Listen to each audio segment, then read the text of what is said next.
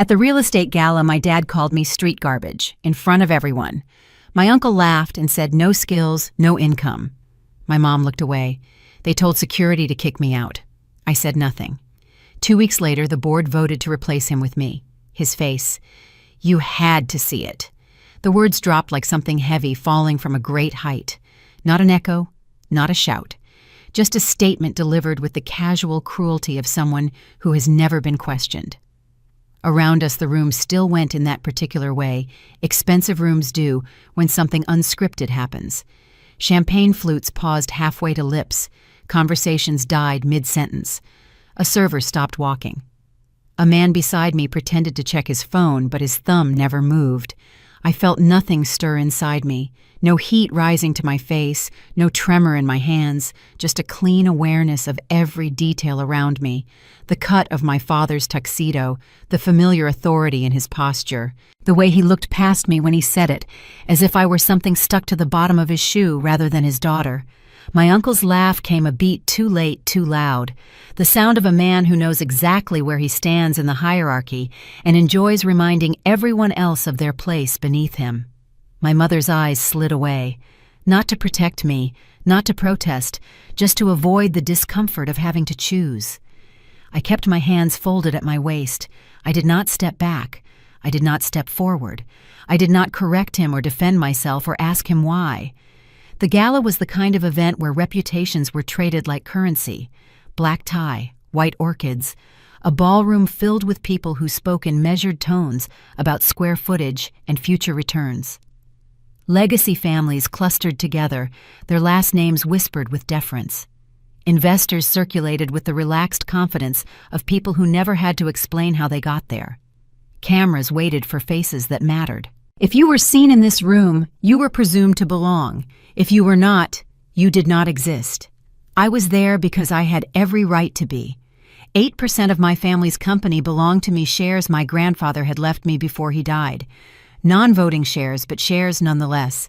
Enough to receive quarterly reports, enough to attend board meetings as an observer, enough to make my father uncomfortable every time he remembered he could not force me to sell. He had tried. 3 times in 6 years he had made offers, each time more aggressive than the last. Each time I had said no without explanation. The shares were not about money. They were about access, about information, about keeping one door open that he could not lock. He stood near the center of the room, exactly where he always positioned himself. The light found him easily. It always had. He spoke with the confidence of someone accustomed to being obeyed, to rooms rearranging themselves around his presence. When he turned and saw me, something flickered across his face. Annoyance, maybe, or surprise that I had dared to show up at all. Then he smiled. Not kindly, decisively. "Why is she here?" His voice carried across the group around him, pitched to reach beyond them. "This is a professional event." No one answered.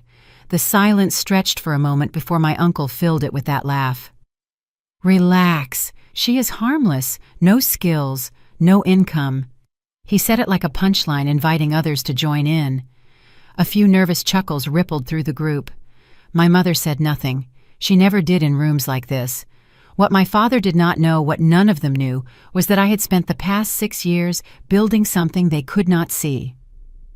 While they measured my worth by volume and visibility, I had been working at Pemberton Capital, a fund that managed $400 million, and happened to be one of their primary banking partners. I had started as an analyst. I was now vice president of risk. My name appeared on reports that crossed their lawyers' desks. They just never bothered to read who had written them. Security arrived the way security always arrives at places like this. Quiet, polite, trained to make removal look like a courtesy rather than an eviction. A hand gestured toward the exit. A rehearsed apology for the inconvenience. I nodded. I smoothed the front of my dress. I thanked the host as if I were leaving early by choice. I did not look back at my father. I did not give my uncle the satisfaction of meeting his eyes. I did not wait for my mother to acknowledge me. The doors closed behind me with a soft, padded sound designed not to disturb the party continuing inside. The hallway was dimmer, carpeted mercifully quiet. The music faded to a distant hum. My breath came evenly. I stood there for a moment, waiting for something to break open inside me. Anger, grief, the familiar sting of humiliation I had felt so many times before. But what arrived instead was clarity, clean and steady and surprisingly calm. This was not new. It was just public. Outside, the night air cooled my face. Valets moved with practiced efficiency. A line of black cars idled near the entrance engines, humming doors opening and closing for people who belonged. I stepped aside out of the flow and let the moment pass through me. Inside that ballroom, my father had already resumed his place at the center of his circle. My uncle had found another audience for his jokes. My mother had blended back into the crowd. The room had corrected itself. It always did. They thought that night was the end of me, the final proof of everything they had always believed, that I was nothing, that I would always be nothing, that calling me street garbage in front of 300 people was a statement of fact rather than an act of cruelty. They were wrong. That night was not the end. It was the last chapter of a story that had started 6 years earlier. A story they did not know I had been writing while they were too busy performing their own importance to notice. 2 weeks later, I would sit in a boardroom much smaller than that ballroom. No chandeliers, no champagne, no audience to impress, just a table, a vote, and the sound of my father's world collapsing around him while I said nothing at all. But I am getting ahead of myself. To understand what happened in that boardroom, you need to understand everything that came before. That was not the first time I stayed quiet, but it was the first time I understood exactly why I had learned to. Standing in the hallway outside the gala, the memories came back without warning, past the chandeliers and the rehearsed smiles, back into rooms with closed doors and voices lowered just enough to keep me out. I was 23 when the family business began to change.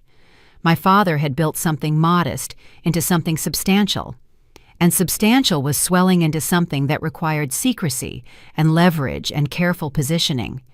The language around the house shifted. Words like timing and exposure and strategic patience replaced the old talk of projects and plans. Decisions moved behind closed doors. Meetings happened at the dining table without me, then in the study, then somewhere else entirely. I would hear the hum of conversation from the hallway and know by the rhythm of it that my presence would be inconvenient. No one told me not to come. They simply stopped asking. It was not cruelty. Not exactly. It was efficient. My father believed in momentum, and momentum does not pause to explain itself to someone it does not consider essential. Emails stopped arriving in my inbox. Calendar invitations disappeared. I learned the shape of exclusion not through confrontation, but through omission. When I asked about a meeting, the answer was always the same. Adult things, complicated things. Nothing you need to worry about. The phrasing mattered. It did not accuse me of being incapable. It assumed it. And assumptions once set rarely need defending. I remember the first time I pushed back. A proposal had circulated through the family office, one of those aggressive expansion plans that look impressive on paper and brittle up close. I had read the numbers. I had questions that were not dramatic, just practical. At dinner, when the conversation opened, I asked one. My father did not raise his voice. He did not look at me. He finished his sentence and kept going as if I had not spoken. My uncle smiled, then turned my question into a joke about idealism, about youth, about learning how the real world worked. The table laughed softly, relieved to have the tension dissolved. My mother touched my arm afterward and pulled me aside. Her voice was low and careful. Do not make things worse. It was advice offered as protection. That was the lesson. Speaking did not start a conversation. It ended one. I was not punished for asking questions. I was edited out. The cost of speaking up was not anger. It was absent. You lose your place faster by insisting than by waiting. So I waited, and I watched. My family adjusted with remarkable ease. They grew comfortable with my lack of reaction, with talking about me while I sat there, with treating my presence as neutral like a piece of furniture that had always been in the corner. They filled the quiet with their own certainty. It was a habit. When someone does not protest, you stop checking whether they might have a reason to. You stop wondering if they are keeping track. I was keeping track, not of grievances, of patterns. I learned to notice who spoke when things got tense, who deferred, who interrupted, who overruled. I watched decisions repeat until I could predict them. I paid attention to what was said loudly and what was decided quietly. My grandfather was the only one who noticed. He was 81, then still sharp, still attending board meetings, even though his hands shook and his voice had grown thin. One afternoon, a month before he died, he asked me to drive him to a doctor's appointment. Halfway there, he told me to pull over. We sat in the parking lot of a grocery store engine running, and he said something I have never forgotten. "Your father thinks loud is the same as strong. It is not. The ones who last are the ones who learn when to be still." I did not know what to say. He did not seem to expect me to say anything. A week later, his lawyer called me. My grandfather had amended his will. 8% of the company non-voting shares left directly to me. Not to my father, not to a trust my father controlled, to me. My father contested it. The lawyers told him he would lose. The documentation was airtight. My grandfather had planned it for months. Those shares became my anchor. Not because of the money, because they meant I could not be completely erased. I would receive every quarterly report. I could attend every board meeting. I would always know what was happening, even if no one wanted me there. My father offered to buy the shares 3 times over the next 6 years. Each offer was higher than the last. Each time I said no. The 3rd time he stopped asking politely. He said I was being vindictive, that I was holding on to something I did not understand out of spite. I told him the shares were not for sale. He did not speak to me for 4 months after that. My family mistook my quiet for failure. They measured worth by volume and visibility. They assumed that if I was not pushing, I was not moving. They were wrong. The quiet was not emptiness. It was preparation. It was the space I needed to build something they could not see. And while they spoke over me, while they told themselves a story about who I was and what I lacked, I was learning how to stand still without being erased. Years later, standing in the hallway outside the Gala, that understanding settled into place with a clarity that surprised me. The humiliation had not broken anything. It had confirmed what I already knew. They had been underestimating me for so long that it had become reflex. That underestimation had given me something they never intended to offer: time. And I had used every moment of it. I did not leave in a way anyone could point to later and say that is when she disappeared. There was no announcement, no argument, no dramatic slamming of doors. I just stopped showing up. I moved to Boston 3 weeks after my grandfather's funeral. I had a degree in finance that my family considered decorative and $12,000 in savings that would last 4 months if I was careful. I rented a studio apartment in Somerville with thin walls and a window that looked out on a parking lot. The radiator clanked at night. The elevator smelled like old carpet. It was the first place I had ever lived that no one in my family had chosen for me. The first morning I woke up there, I lay in bed for 20 minutes listening to the sounds of the building, footsteps above me, a door closing somewhere down the hall, the muffled hum of traffic on the street below. No one knew where I was. No one was waiting for me to appear at breakfast. No one was going to ask why I had not shown up to a meeting I was never invited to in the first place. The freedom should have felt exhilarating. Instead, it felt like standing at the edge of a cliff and realizing there was no railing. I applied to 47 jobs in 6 weeks. I heard back from 11. I interviewed at 7. I was rejected by 6. The rejections came in different forms. Some were polite emails that arrived within 24 hours, the speed itself a message. Some were phone calls where the voice on the other end sounded almost apologetic, as if they were doing me a favor by not wasting more of my time. One was a simple silence that stretched into weeks until I understood that no answer was the answer. I learned things about myself during those weeks that I had never had to learn before. How to write a cover letter that did not sound desperate. How to answer questions about my experience without mentioning my family name. How to sit in a waiting room with 6 other candidates and not let them see that I was terrified. The 7th interview was at Pemberton Capital, a fund that managed $400 million focused on real estate and hospitality investments. They were looking for a junior analyst. The pay was $85,000 a year, which sounded like a fortune until I calculated Boston rent and student loans and realized it meant I would be comfortable but not wealthy. I did not care. I wanted the work. The interview was with a woman named Diane Hollister, the head of governance review. She was 58 years old, had been in finance for 30 years, and had a reputation for being impossible to impress. Her office was small and cluttered with files. She did not offer me coffee or water. She did not smile when I walked in.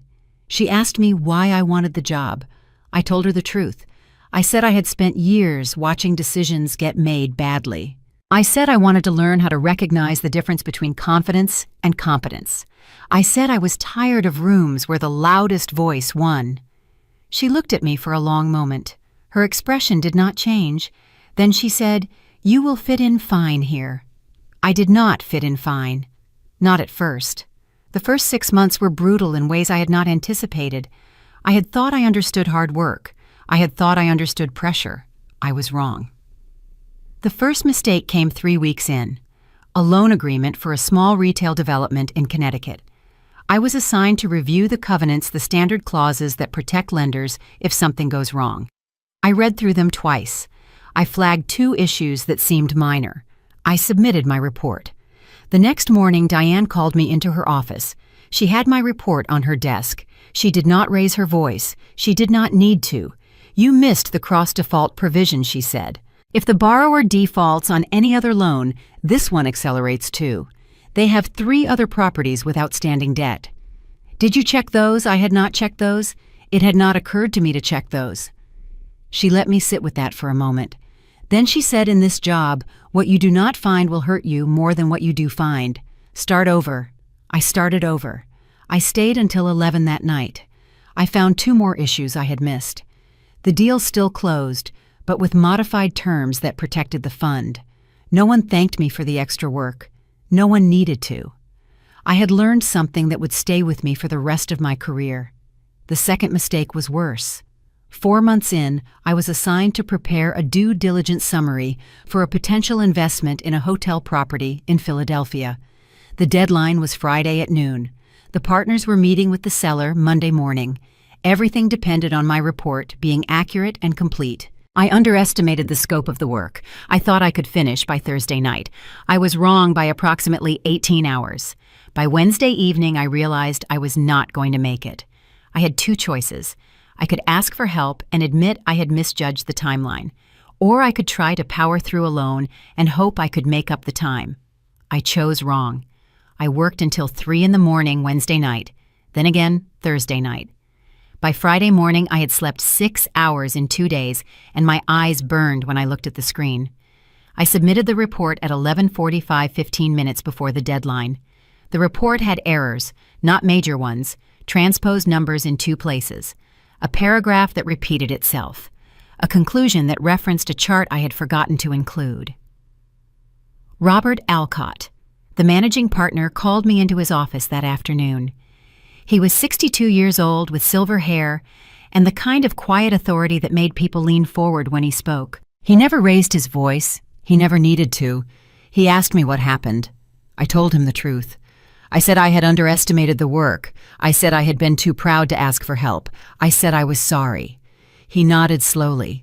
Then he said something I have never forgotten. "Everyone makes mistakes. The question is whether you make the same mistake twice. Do you understand what you did wrong?" I said I should have asked for help sooner. He shook his head. "You should have known you needed help before you started. Knowing what you do not know is the most important skill in this business. If you cannot learn that, you will not last here." I learned it. The third mistake almost ended my career at Pemberton before it really began. 7 months in, I was copied on an email chain about a client meeting.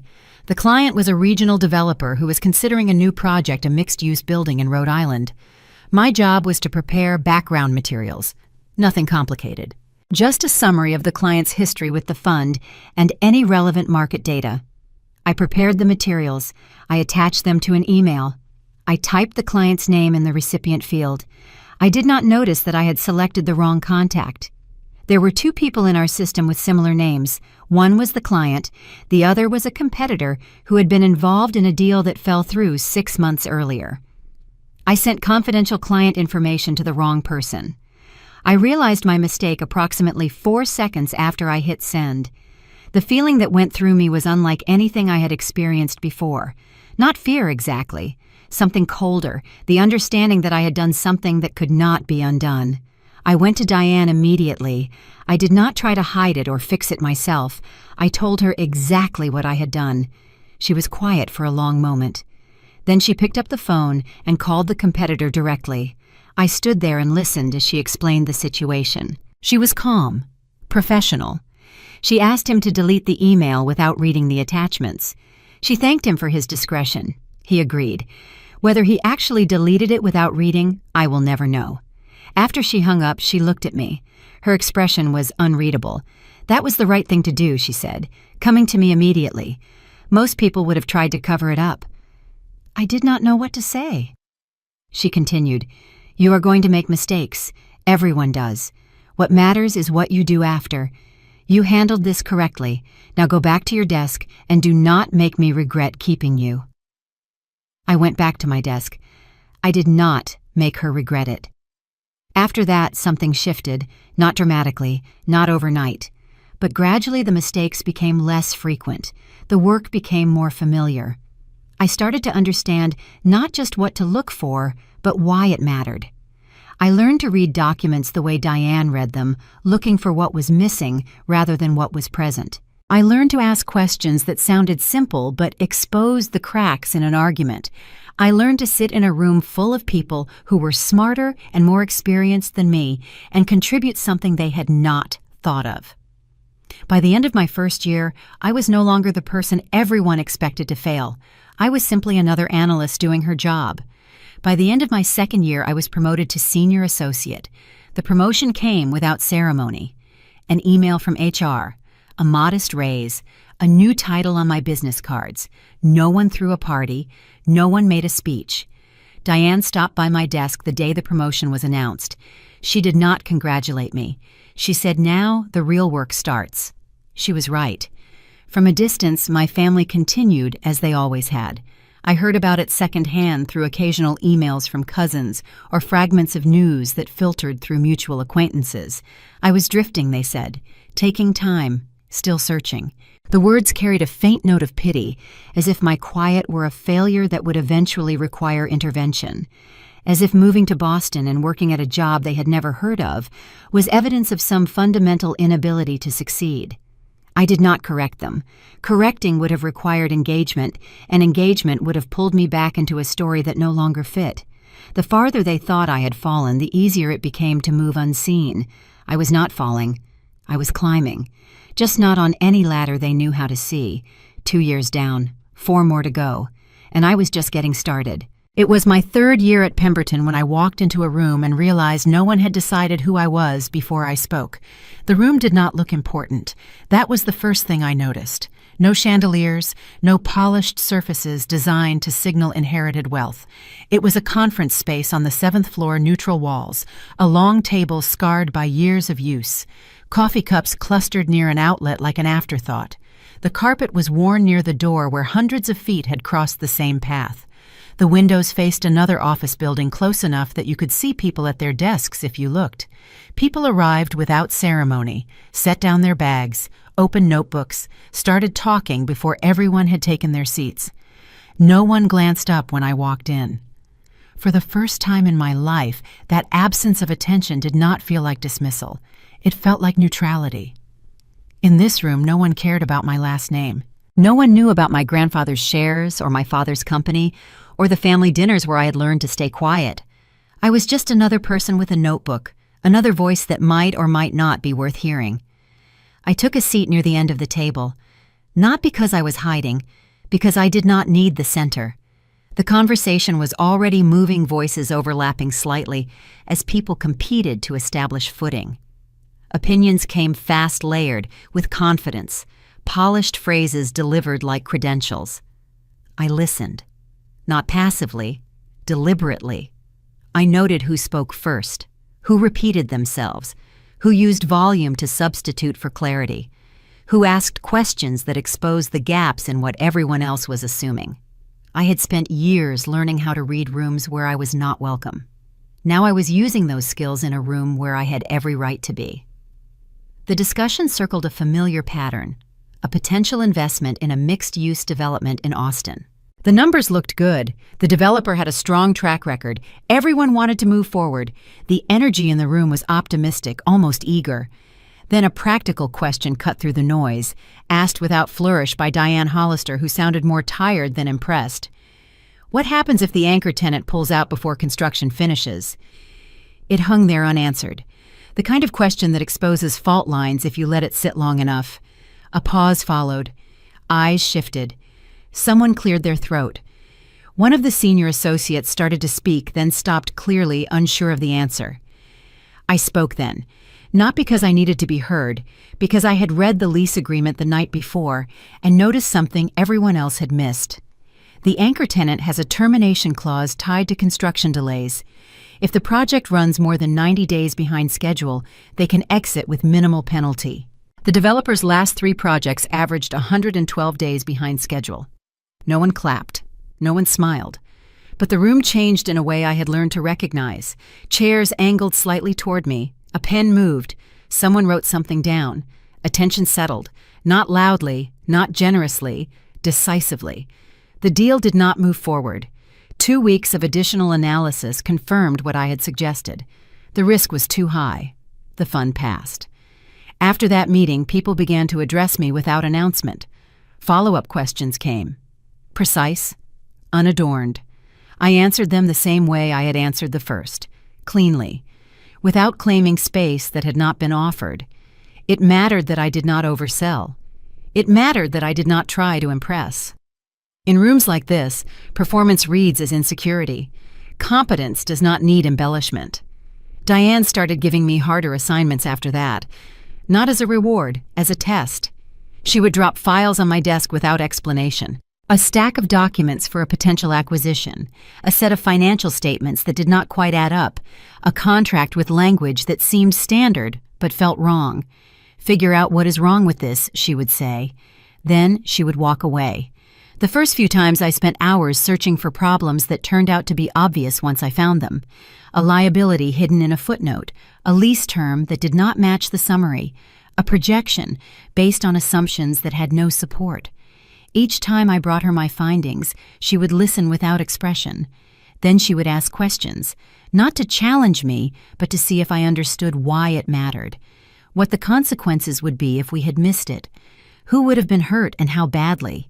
She was teaching me to think beyond the immediate problem, to see the whole picture, not just the piece in front of me. One afternoon, about 4 months after the Austin meeting, she asked me to stay after a team review. "You have good instincts," she said. It was the closest thing to a compliment I had ever heard from her. But instincts are not enough. You need to learn how to trust them without becoming arrogant about them. I was not sure how to respond. She continued, "I have seen a lot of people with talent burn out because they started believing their own reputation. They stopped doing the work. They assumed they would see the problems without looking for them. That is when mistakes happen." I nodded. She looked at me for a long moment. "You are not like that. Not yet. Keep it that way." It was the most she had ever said to me in a single conversation. 6 months after the Austin deal, Robert Alcott asked me to stay after a partners meeting. I had been invited to attend as an observer, taking notes and answering questions when asked. It was the first time I had been in a room with all 4 managing partners at once. The meeting had been about portfolio allocation, a discussion I mostly listened to without contributing. But at one point, someone had asked about a property in Denver that was underperforming. Without thinking, I had mentioned that the property management company had changed 6 months ago, and that the new company had a history of cost-cutting that affected tenant retention. It was a small observation. I was not even sure anyone had heard it. But after the meeting ended and everyone else filed out, Robert gestured for me to stay. "You caught something everyone else missed," he said. "That is rare." I nodded, unsure what to say. He leaned back in his chair. His office was smaller than I had expected, lined with books and files, rather than the awards and photographs that decorated most executive offices I had seen. "I have been doing this for 35 years, he said. "You know what I have learned." The people who last are not the ones who talk the most. They are the ones who see what others do not want to see. He did not say anything else. He did not need to. That was the moment I understood that the skills I had developed to survive my family were not weaknesses. They were assets. Watching, waiting, noticing what everyone else was too busy to notice. The same qualities that had made me invisible at home had made me valuable here. The contrast with my family's world sharpened quickly. Their status entered the room before the person did. Authority was loud, inherited, reinforced through repetition and performance. Here, preparation mattered. Results mattered.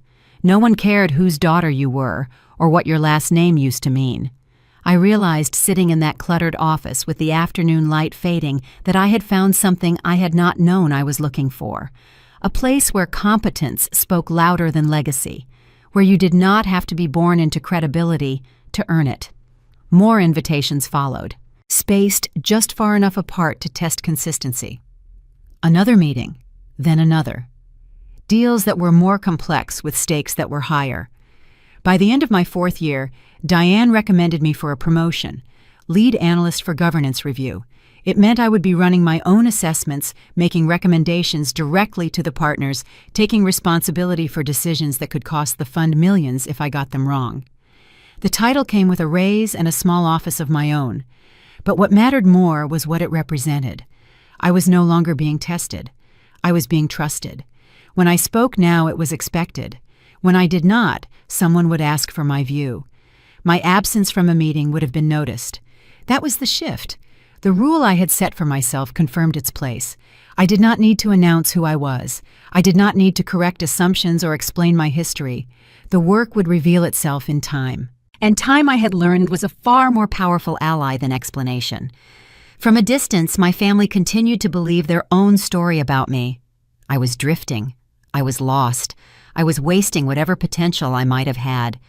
They had no idea that I was 4 years into building something they could not see, that every quarter reports with my analysis crossed the desks of their own lawyers and accountants, that the fund they depended on for financing was increasingly depending on me.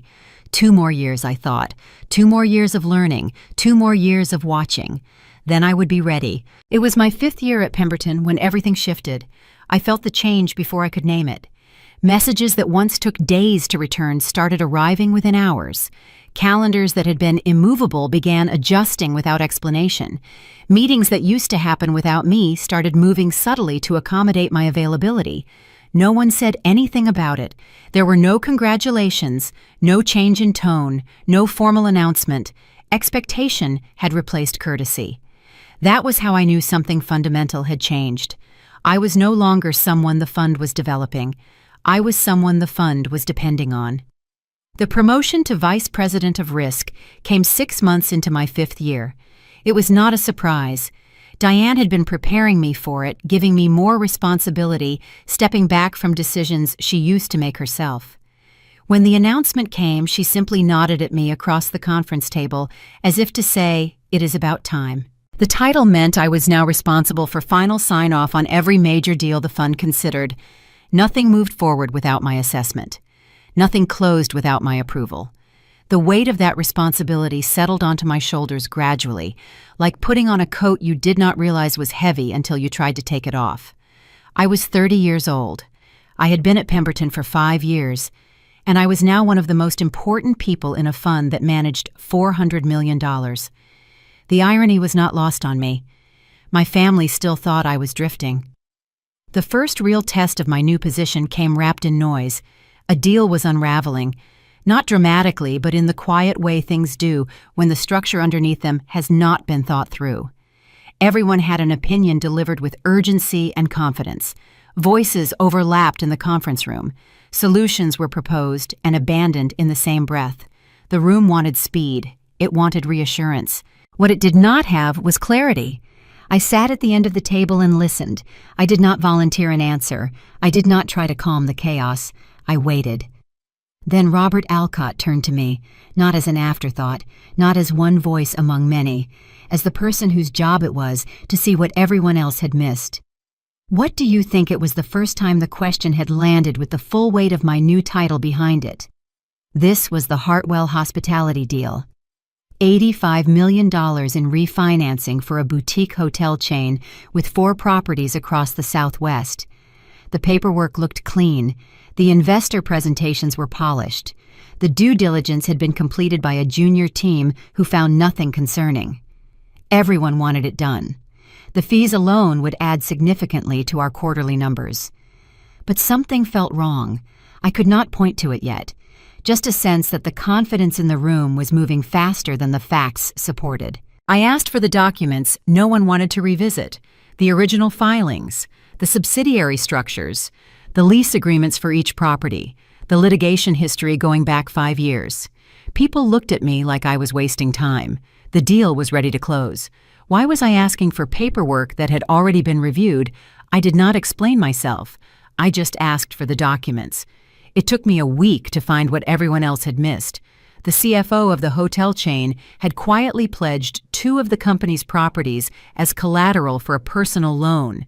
$12 million borrowed against assets that were supposed to secure our investment. It was buried in a subsidiary filing that no one had thought to cross-reference because no one expected to find anything there. The subsidiary had a different name. The filing was in a different state.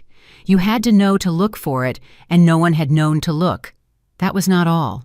The occupancy rates in their investor presentations were calculated using a non-standard methodology that inflated the numbers by 15%. They counted rooms as occupied if they had been booked at any point during the month, even if the booking was later canceled. When I recalculated using industry standards, their flagship property in Scottsdale dropped from 78% occupancy to 63%. That changed everything about their cash flow projections. The property that was supposed to anchor the entire chain was barely breaking even, and there was more. One of their 4 hotels, a converted historic building in Santa Fe, was facing an ADA compliance lawsuit. The building's original architecture made wheelchair accessibility nearly impossible without major structural changes. Estimated remediation costs ranged from $3 to $4 million. The lawsuit had been filed 8 months earlier, not disclosed in any of the materials we had received. I wrote a 40-page report. I documented everything. I included the subsidiary filings, the recalculated occupancy rates, the court documents for the lawsuit. I created a timeline showing how long each issue had been known to the hotel chain's management and when they should have disclosed it to us. I recommended we halt the deal immediately. The partners were not happy. The deal had been announced internally. Relationships with the hotel chain's owners were on the line. Fees had been projected into the quarterly forecast. Bonuses had been calculated based on those projections. One of the senior partners, a man named David Webb, who had brought the deal to Pemberton in the first place, pulled me aside after I presented my findings. His face was tight, with barely controlled anger. "Do you understand what you are doing?" he asked. "Do you understand what this means for the fund?" For the relationships I have spent years building, I understood. I also understood what it would mean if I was right and we closed the deal anyway. He leaned closer. His voice dropped. "Are you prepared to be the person who killed an $85 million deal based on paperwork discrepancies?" I looked at him without flinching. "I am prepared to be the person who did her job." He stared at me for a long moment. Then he walked away without another word. Robert Alcott made the final call. We would confront the hotel chain's CFO directly. We would give him a chance to explain the discrepancies before we pulled out of the deal entirely. The meeting happened 3 days later. The CFO flew to Boston with 2 lawyers and a prepared statement about miscommunication and administrative oversights. He could not explain the collateral issue. When I showed him the subsidiary filing with his signature on it, he went pale. His lawyers asked for a recess. They never came back to the table. The CFO resigned within a week. The deal collapsed. The hotel chain's board launched an internal investigation that uncovered additional financial irregularities we had not even found. 3 months later, the Hartwell Hospitality Group filed for Chapter 11 bankruptcy. Every single concern I had raised proved accurate. The properties were worth less than half of their stated value. The cash flow projections had been fiction. If we had closed that deal, the fund would have lost at least $30 million, possibly more. The outcome did not announce itself. There was no dramatic celebration, no champagne, no speeches about the disaster we had avoided, but something changed in the way people looked at me. Robert Alcott stopped by my desk a week after the bankruptcy filing. He did not sit down. He just stood there for a moment, looking at me with an expression that might have been gratitude or might have been something else entirely. "You saved us," he said quietly. "I want you to know that I know that." Then he walked away. David Webb never apologized. He never acknowledged that I had been right, but he stopped challenging my assessments in meetings. That was acknowledgement enough. After that, my name began appearing in conversations I was not part of, not as praise, not as credit, as reference. What Evelyn flagged. Evelyn's concern, if Evelyn is okay with it. My name had become shorthand for credibility, a quiet marker that something had been considered properly. When clients asked about our due diligence process, partners would mention me by name. When other funds called to ask about potential deals, they would ask if I had reviewed the paperwork. I had become essential. Not because I was the loudest voice or the most senior person in the room, because I was the one who saw what others missed, because I was willing to be unpopular in the service of being right. 6 years. That was how long it had taken. 6 years of watching, waiting, learning, failing, and getting back up. 6 years of being invisible to my family while becoming indispensable to the people they depended on. From a distance, my family continued to misread my life with impressive consistency. They heard I was consulting, floating, still figuring things out. My uncle made jokes about it at holiday dinners I no longer attended. My father did not mention me at all, which was its own kind of commentary. They spoke as if time were passing me by, as if I were stalled in some extended intermission while the real performers took the stage. The irony was sharp enough to taste. What they did not know was that Pemberton Capital was one of their primary banking partners. Our fund had provided bridge financing for 2 of their developments. Our risk assessments were part of their loan documentation. Every quarter, reports with my analysis crossed the desks of their lawyers and accountants. My name was on those reports. Evelyn Ashford, Vice President of Risk. My father never read them. He had people for that, and those people never mentioned my name to him because it never occurred to them that it mattered. I was invisible to my own family while being essential to the people they depended on. The architecture was shifting beneath everyone's feet, and no one in my family had any idea. 6 years down, the foundation was built. Now it was time to see what could be built on top of it. The meeting happened 3 weeks before the gala, in a room that would never appear in any photograph. No banners, no press, no ceremonial language designed to impress anyone watching. Just a long table, a closed door, and the quiet understanding that what happened there would matter more than anything said on a stage later. I arrived early because I always arrived early. I took a seat along the side of the table, not at the head, not signaling anything. The discussion did not begin with names. It began with risks. Robert Alcott opened a folder and summarized the situation without emotion. The family company, my family's company, had been a client of Pemberton Capital for 7 years. In that time, we had provided bridge financing for 2 developments and participated in 3 refinancing packages. We knew their books better than most outside parties, and what we knew was not good. Someone from our legal team outlined the concerns. Unilateral decisions made without board consultation, loan covenants that had been quietly violated and papered over, relationships with banking partners that had frayed because promises were not kept. Investors who had started asking questions about governance. My father's name came up without ceremony. It was framed as a structural problem, style versus scale, impulse versus process. The company had grown too large for one person's instincts to carry it. The decisions that had made my father successful 15 years ago were now the decisions that were creating exposure. The board had lost confidence. The banking partners had lost patience. No one proposed me, not directly. Instead, statements accumulated, small and factual. The daughter has been doing governance work for Pemberton for 6 years. She flagged the issues in the Hartwell hospitality deal before anyone else saw them. She has non-voting shares in the family company. She attends board meetings as an observer. Robert looked at me across the table. He did not ask if I wanted this. He asked if I could do it. I said yes. The room moved on to logistics. Documents were prepared, timelines were set, contingencies were discussed. By the time we stood and the door opened, nothing remained undecided. I did not tell anyone. When the gala invitation arrived weeks later, heavy cardstock and elegant type, I understood immediately why the timing mattered. My father had chosen that night to display his authority. He believed in stages. He believed in moments that could be witnessed. I saw no reason to interfere. Let the night play out. The contrast sharpened in the days that followed. Preparations for the gala unfolded with familiar confidence. I heard about fittings and guest lists and remarks being rehearsed. My uncle reveled in the attention. My father moved through it all with the ease of someone accustomed to being at the center. There were signs if you knew how to read them. A handshake from a board member that did not linger, a glance avoided, a conversation that ended too quickly. None of it registered with him. He was used to being affirmed. He mistook familiarity for loyalty. 2 days before the gala, my mother called me. It was unexpected. She rarely called. When she did, it was usually to relay information about family events, dates, and times delivered without commentary. This call was different. She asked if I was coming to the gala. I said yes. There was a pause. Then she said something that surprised me. "Your father has been difficult lately. More than usual. I do not know what is happening, but something feels wrong."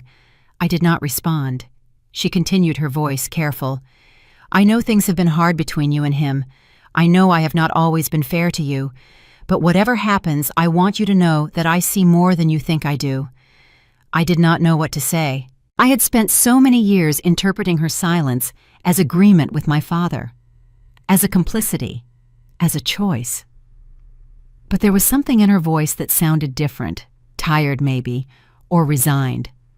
"I just wanted you to know," she said. "That is all." Then she hung up. I sat with the phone in my hand for a long time after that call. I did not know what it meant. I still do not know entirely. But it changed something in how I thought about her. Not forgiveness, something smaller, an acknowledgement that people contain contradictions, that complicity and awareness can exist in the same person, that silence is not always agreement. The night of the gala arrived. I prepared without preparing anything. No speech, no reveal, no response rehearsed in the mirror. I chose restraint because restraint keeps things clean. The decision had been made. The rest was theater. And theater, I had learned, only matters to the people who believe they control the stage. I arrived knowing exactly what the night was meant to be. Not for me, for him.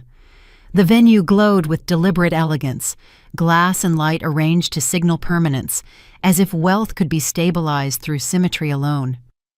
I dressed the way I always did when I did not want to be remembered. Clean lines, nothing loud, nothing that asked for interpretation. I moved through the entrance without ceremony, handed over my coat, accepted a glass I would not drink. This was not my stage. I had never mistaken it for one. The room was full of people who understood how to belong.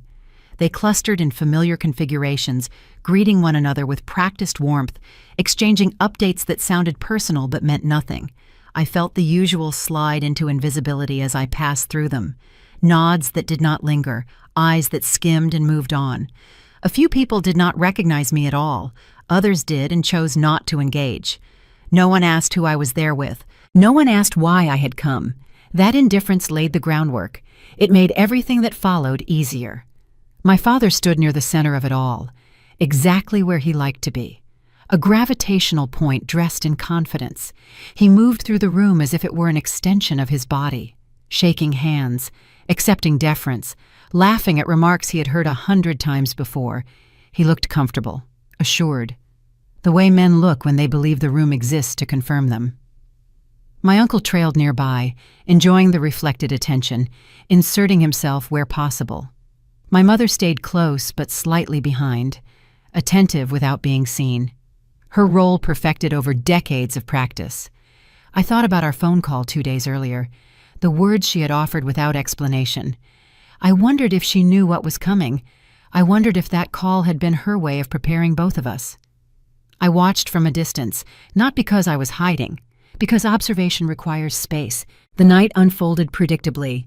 Speeches were anticipated, compliments circulated, glasses refilled. The illusion of control thickened with every exchange. I knew what was coming, not the words themselves, the impulse behind them. He noticed me mid-conversation. I saw the shift before he spoke, the brief flicker of irritation that crossed his face, the recalibration as he decided what to do with the sight of me. I was an anomaly he had not planned for, a loose thread in a room designed to showcase authority. He did not pause long. Pausing would have required consideration. He chose performance instead. The words landed with precision meant to wound.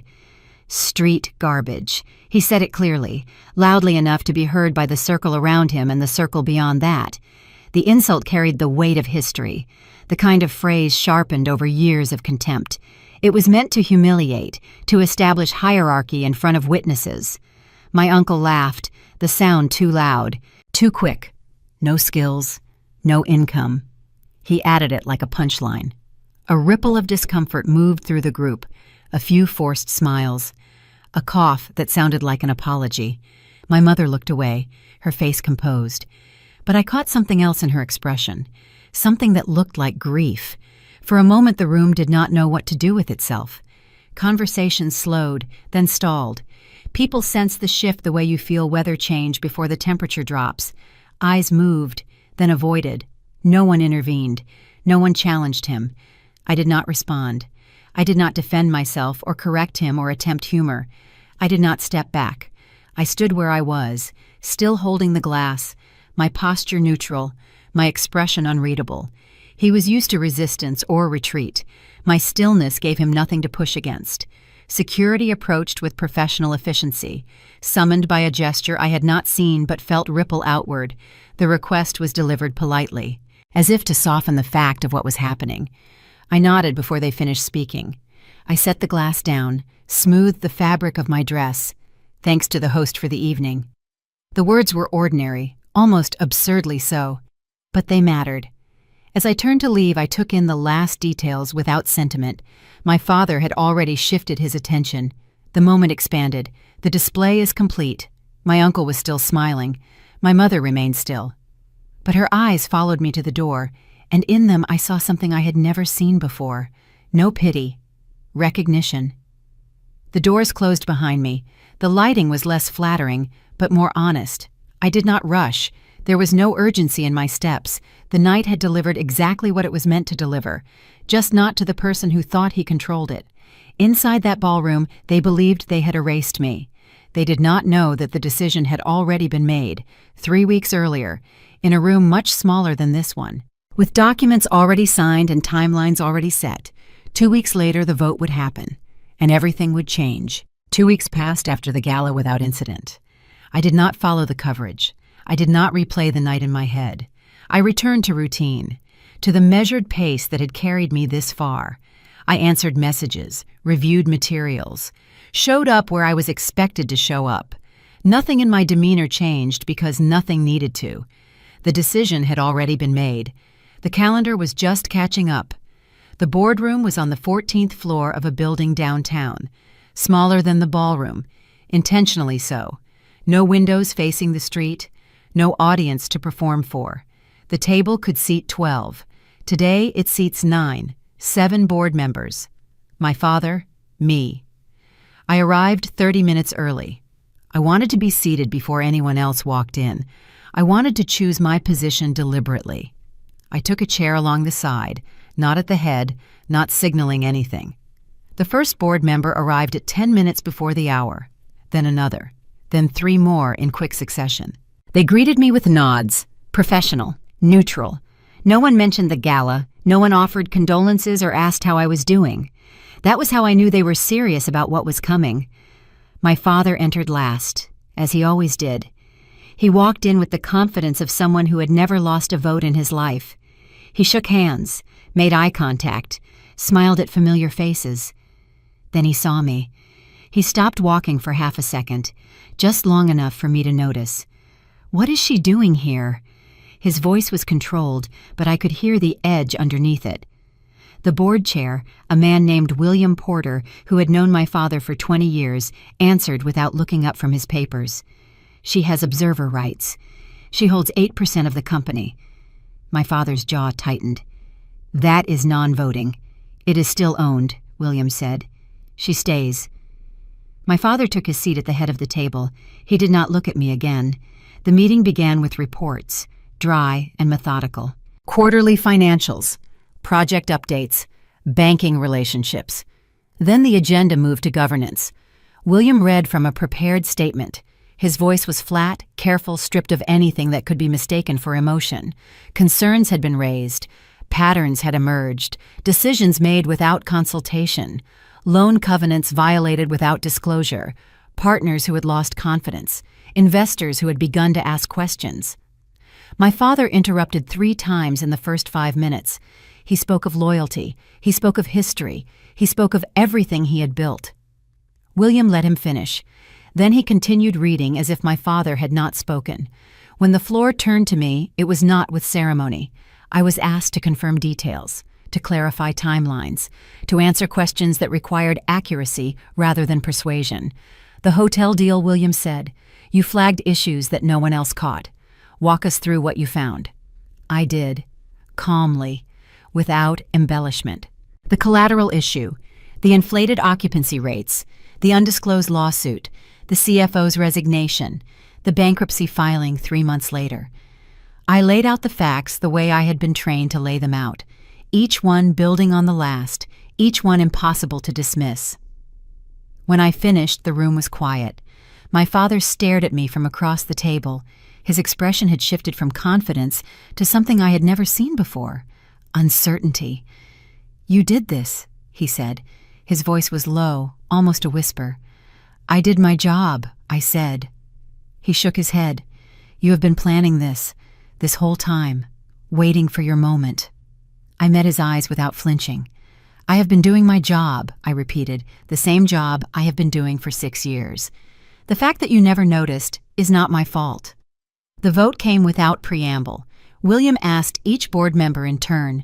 7 votes, all in favor of removing the current leadership, all in favor of an interim appointment. My father did not vote. There did.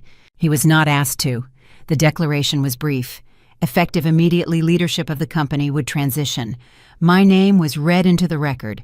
Vice President of Risk at Pemberton Capital, 8% shareholder, interim CEO pending full board review. For a long moment, no one moved. My father sat very still, his hands flat on the table. His face was drained of color. This is a betrayal, he said finally. His voice cracked on the last word. William shook his head. This is governance. The meeting adjourned. People gathered their things, filed out in the same quiet order they had arrived. I stayed seated. My father did not leave. We sat there across from each other as the room emptied. The silence stretched between us, heavy with everything that had never been said. Finally he spoke. You could have told me. He did not look at me when he said it. You could have warned me. I considered the question. I considered all the years of being talked over, edited out, dismissed.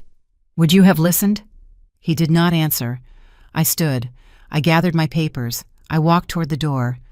When I reached it, I stopped. I did not turn around. I am not doing this to hurt you, I said. I am doing this because it needs to be done, and because no one else was going to do it. Then I walked out. Behind me, I heard nothing. No response, no argument, just silence. And for once, the silence was mine. The meeting ended without punctuation. Chairs slid back, folders closed. People stood with the efficient politeness reserved for outcomes no one plans to debate. There was no applause, no release of tension, no collective acknowledgement of what had just happened. Authority had moved, and the room accepted it the way it accepts gravity. I gathered my papers slowly. Not because I needed time, because haste felt unnecessary. A few people stayed behind, not hovering, not eager. They approached when the room had thinned, when proximity could not be mistaken for performance. William Porter was the first. He shook my hand with both of his. His grip was firm but not aggressive. Your grandfather would have been proud, he said. I nodded. It was the only response I could manage. Diane Hollister had come from Pemberton for the vote. She waited until William moved away, then stood beside me without speaking. After a moment, she said quietly, You handled that well. I learned from the best, I said. She almost smiled. Almost. Then the messages began. Phones that had once stayed silent lit up with sudden warmth. People who had ignored emails for months wanted to catch up. Names that had blurred in my memory reappeared with invitations framed as overdue. I read them without resentment. Some people do not stand with a person. They stand near a position. I answered selectively, courteously, without urgency. One conversation cut through the noise because it did not orbit the outcome at all. Robert Alcott found me in the lobby after everyone else had left. He was holding 2 cups of coffee. "Figured you might need this," he said. We sat in a quiet corner of the building cafe. The lunch crowd had cleared. The afternoon light came through the windows at a low angle. He did not mention the vote. He did not talk about strategy or next steps. Instead, he told me a story about his father. How his father had built a small manufacturing company in Ohio. How his father had refused to let him work there after college had made him earn his way somewhere else first.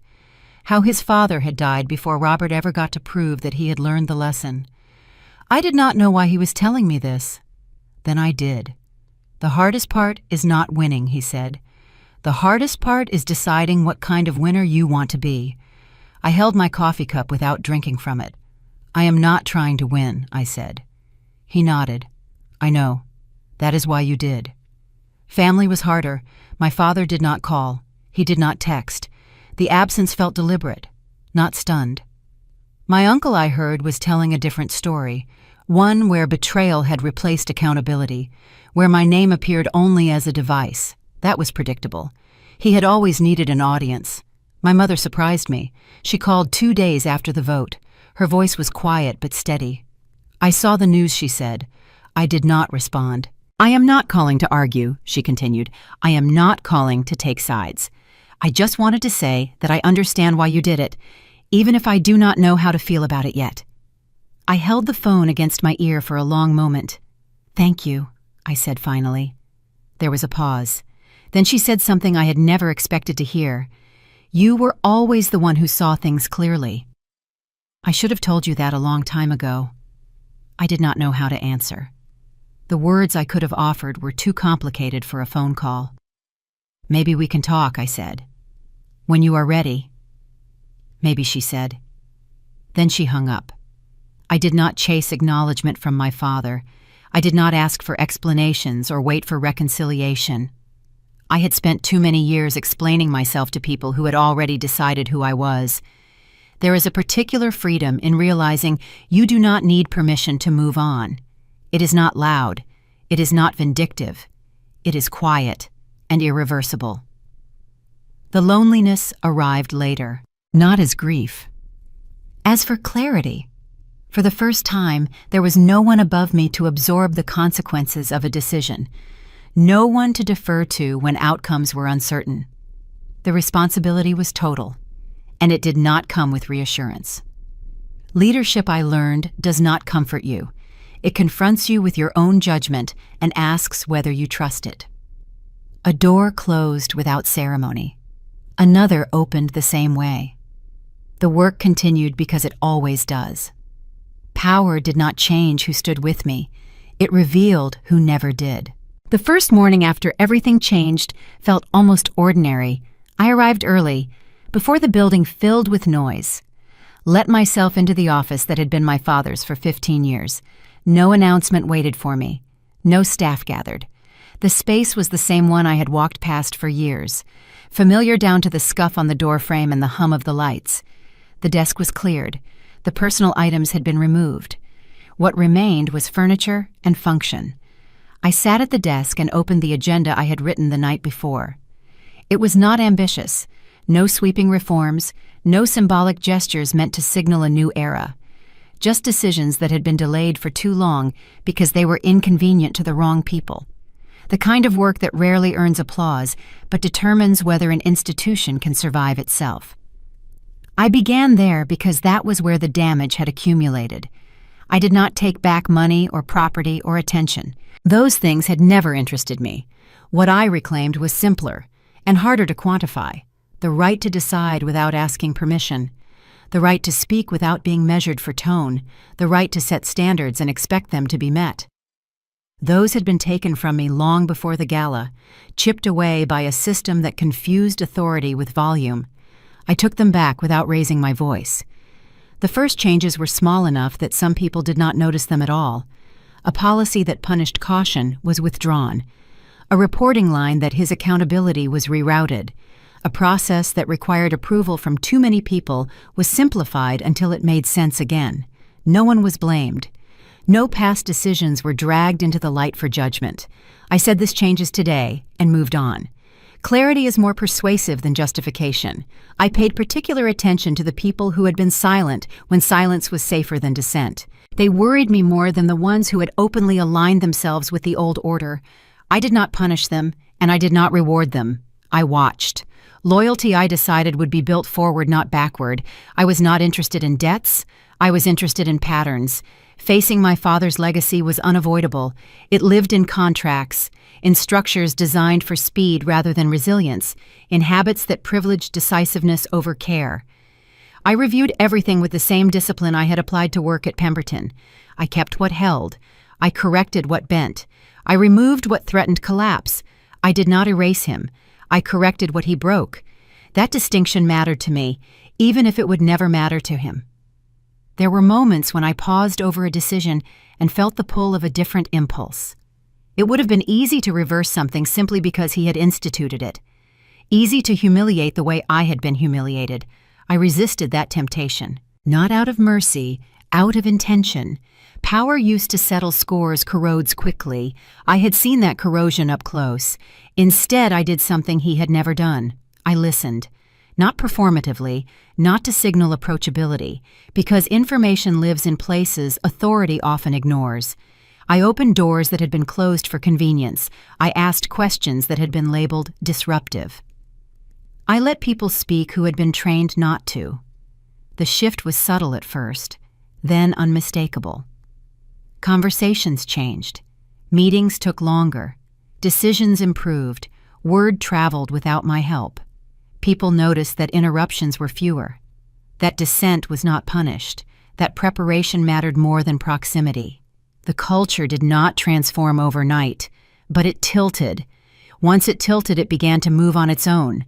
That was the most satisfying part, not because it proved anything about me, but because it meant the institution could outlast me. That had always been the point. I realized then that power no longer felt like a weapon in my hands. It felt like a tool, one that required care and maintenance and restraint. It did not demand proof of existence. It did not need enemies to define itself. I had not taken power to hurt him. I had taken it to stop the cycle, to make sure the room never again rewarded cruelty as leadership. Late one afternoon, when the building had emptied and the noise had receded, I stayed behind alone. Just the quiet hum of a system adjusting to a new equilibrium. I thought about the years I had spent watching, about the patience it had required, about the cost. I had not taken everything back in a single moment. I had taken it back in pieces.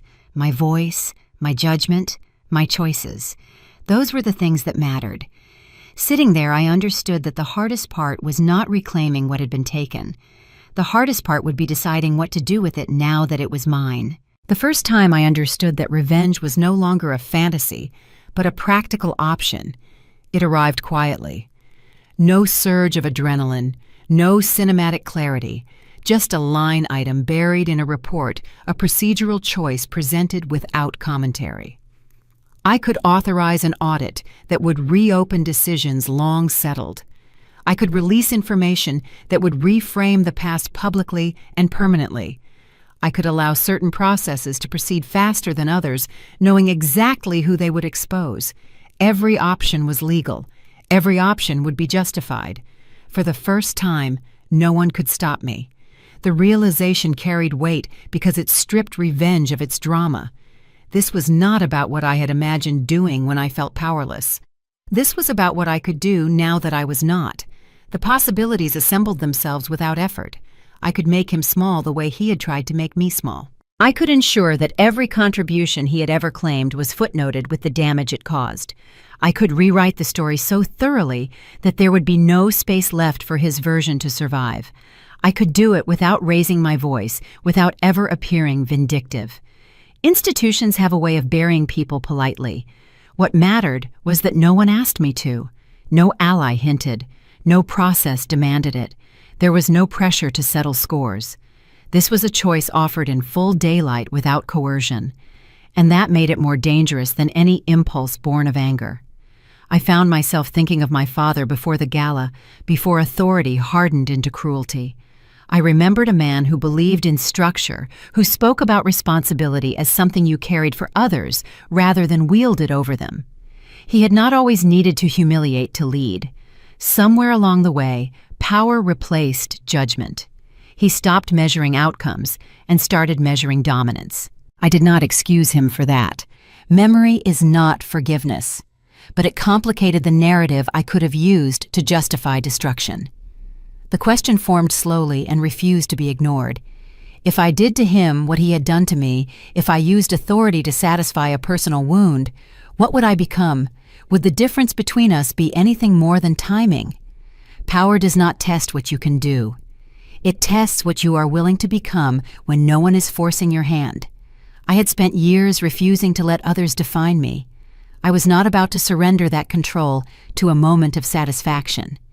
Robert Alcott had said something to me once, months before any of this happened. We were reviewing a deal that had gone wrong, talking about a partner who had made a costly mistake. Everyone wants to punish failure, he said. The hard part is knowing when punishment serves the work and when it just serves you. I had filed that away without fully understanding it.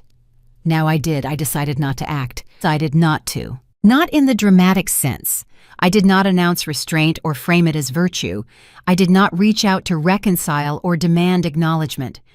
Mercy, I learned, is not reconciliation. Mercy is restraint. It is the decision not to convert authority into a weapon simply because you can. I left certain files untouched. I declined to make statements that would have invited spectacle. I let history remain complicated rather than rewriting it into a morality play with a clear villain and a redeemed hero. The consequence of that choice was not relief. It was not a moral elevation. It was quieter than that. I slept without rehearsing arguments I would never have to make. I did not scan rooms for reactions or wait for apologies that would never arrive. I felt no need to defend my decision because it did not require defense. I had not spared him to win. I had spared myself from becoming someone I would not recognize. There were moments when doubt surfaced, when the old instinct whispered that I had let something go that I deserved. I acknowledged the thought and let it pass. Deserved is a dangerous word. It invites entitlement, and entitlement corrodes judgment. I had not won by sparing him. I had won by not losing myself. That was the moment I knew the truth of it. I was not becoming powerful. I already was. The proof was not in what I did, but in what I chose not to do when every system around me would have allowed it. Power had given me a mirror, and I had not flinched. The morning began without significance, which was how I knew everything had finally changed. Light filtered through the windows of my office the way it always had, pale, indifferent, touching the edges of the desk, the chair, the city beyond the glass. No photographers waited outside. No urgent calls pressed against the edges of the day. I made coffee myself, reviewed the schedule without marking anything in red, and stood for a moment watching traffic collect and release at the intersection below. The world moved at its usual pace, unconcerned with what had shifted inside me. That steadiness told me more than any announcement ever could not, because everything had stopped, but because it had not, and I no longer needed it to revolve around me to feel real. I thought about the woman I used to be with a clarity that held no cruelty. Evelyn years ago, standing just behind the line of attention, measuring every room before deciding how much of herself it was safe to reveal. She learned stillness, as protection learned to shrink her presence so the air would not harden into resistance. She survived by anticipating moods, by reading faces, by knowing when silence would cost less than speech. For a long time she believed value arrived through permission, that worth was granted by louder voices, by people who had decided they belonged long before she entered the room. I do not judge her for that. She survived the only way she knew how. Survival is not weakness. It is adaptation under pressure, and it deserves respect. What changed was not the moment power came into my hands. That was only a visible marker, a point others could circle when they told the story later. The real change happened earlier in places no one bothered to watch, when I stopped asking to be included and started deciding where I belonged. When I realized authority did not give me a voice so much as reveal that I had one, even when no one was listening. I no longer asked permission to exist. I no longer mistook stillness for love or compliance for safety. I stopped making myself smaller so others could feel larger beside me, and the absence of that effort freed more energy than I ever realized I had been spending. My relationship with my family settled into something unremarkable, and for that reason sustainable. There was no dramatic reconciliation, no public reckoning, no final argument designed to tidy the past into something comprehensible. My father and I did not speak. The absence was not hostile. It was complete the silence of two people who had exhausted the language they once used to wound each other. My uncle faded into irrelevance with surprising speed. Without my father's authority to amplify him, his voice carried less weight, and eventually he stopped attending meetings altogether. No one remarked on his absence. Power has a way of revealing how little noise ever mattered once the source is removed. My mother called once a month. The conversations were careful but not cold. We spoke about weather, about health, about things that could be held without reopening everything else. Once she asked how I was sleeping. Another time she mentioned a book she thought I might like. We did not discuss the gala or the vote or the years that led us there. It was not closed. It was maintenance. And for now that was enough. Distance chosen and maintained can be an act of care. Peace, I learned, does not require closeness. It requires clarity. In the rooms where decisions were made now, I was seen differently. Not celebrated, not feared, trusted. People did not look to me for performance or reassurance. They looked for consistency, for judgment that held under pressure and did not change shape when challenged. Leadership at its most durable does not argue for legitimacy. It demonstrates it through repetition, through decisions that remain sound after the noise has passed. I no longer felt the need to prove myself to every voice that entered the conversation. Proof accumulates quietly when you stop interrupting it with explanation. There was a moment small enough to miss that told me more than any outcome ever could. A junior analyst spoke up during a meeting, tentative, but prepared, offering an observation that might once have been dismissed for its tone alone. The room paused, not to evaluate the speaker, but to consider the idea. Questions followed, not to undermine, but to understand. I watched the shift register across the table and felt something settle into place. I remembered myself at that age holding thoughts back because the cost of being wrong felt unbearable. This is the work now, not winning, not reacting, building rooms where people did not have to disappear to survive. Later that afternoon, an email arrived from an address I had not seen in years. A former colleague from my earliest days, someone who had left the industry quietly and without ceremony. The message was brief. "I saw your name in the announcement," it said. "I'm glad you're there. You always noticed the things that mattered." I stared at the screen longer than necessary before closing it. Some recognitions arrive too late to change anything, but still manage to confirm what you already know. On my way home that evening, the car passed the hotel where the gala had been held. The lights were dimmer now, the entrance unremarkable. The building returned to its ordinary shape. I did not ask the driver to slow down. I did not look away either. It was just a place stripped of the meaning it once carried. The memory of standing there, absorbing words meant to erase me, no longer had edges sharp enough to cut. I was not that woman anymore. Not the stillness mistaken for emptiness. Not the role assigned by people who needed me small to feel secure. I carried those versions of myself with honesty, not shame, because they built the resilience I stand on now. But they no longer defined me. That night, I stayed late in the office, not because the work demanded it, but because I wanted the quiet. The building thinned out, the lights dimmed, and the city beyond the glass softened into a pattern of movement without urgency. I reviewed a proposal from a team that had been overlooked for years, not because it was flawed, but because no one had taken the time to read it closely. The idea was solid. The risk was manageable. I approved the next step, and sent a short note asking thoughtful questions, the kind that signal engagement rather than dismissal. It was a small action barely visible, but it mattered. Change often announces itself that way. I understood then what revenge had never been able to offer me. Revenge keeps you tethered to the people who hurt you. It centers them even in your victory. Freedom arrives when you stop needing their approval, their acknowledgement, their regret. Living without that need is the quietest and most complete form of reclamation. I did not become powerful to be seen.